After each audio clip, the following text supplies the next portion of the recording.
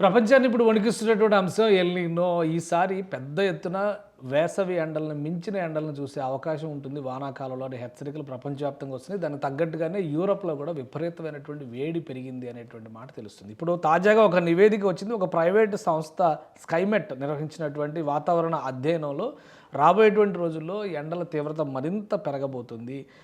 మహాసముద్రం పసిఫిక్ మహాసముద్రం ఉపరితలం కింద 5 మీటర్ల లోతు ఉష్ణోగ్రతలు సాధారణం కంటే 6 డిగ్రీల ఎక్కువగా నమోదవడంతో వచ్చే నెలలో ఈ ఎల్ నినో తీవ్రత మరింత వేగవంతం అయ్యేటువంటి అవకాశం ఉంటుందని హెచ్చరిస్తుంది. ఈ నీనో ప్రభావం 3.4 సూచికలు క్రమంగా పెరుగుతూనే ఉన్నాయి. ఎల్ నినోకి కీలకమైన నీనో ప్రభావం 3.4 సూచికలు పెరుగుతూ ఉన్నాయి అన్నమాట. దీని ప్రభావం వలన ఇప్పటివరకు లేనంత ఎక్కువగా వర్షాలను చూసేటువంటి అవకాశం ఉంటుంది. వాటితో పాటు కొన్ని ప్రాంతాలు వాటితో పాటు వేసవి ఎండలకు తగ్గట్టుగా ఎండలు నమోదయ్యేటువంటి అవకాశం ఉంది. ఆల్రెడీ భారతదేశంలో ఋతుపవనాలు ఎంటర్ అయినప్పుడు కూడా ఆశించిన స్థాయిలో వర్షాలు పడలేదు అనేటువంటి సంకేతాలు స్పష్టంగా ఉన్నాయి.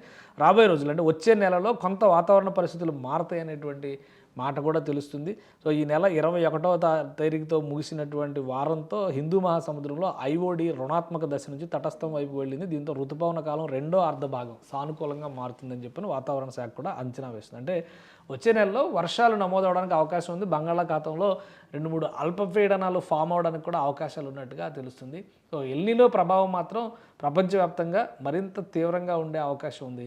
పడేటువంటి వర్షాలు సమృద్ధిగా ఉంటాయా లేదా ఇంకా లోటు వర్షాలుగానే చూడాల్సి ఉంటుందా అనేది మరికొద్ది రోజుల్లో క్లారిటీ వస్తుంది.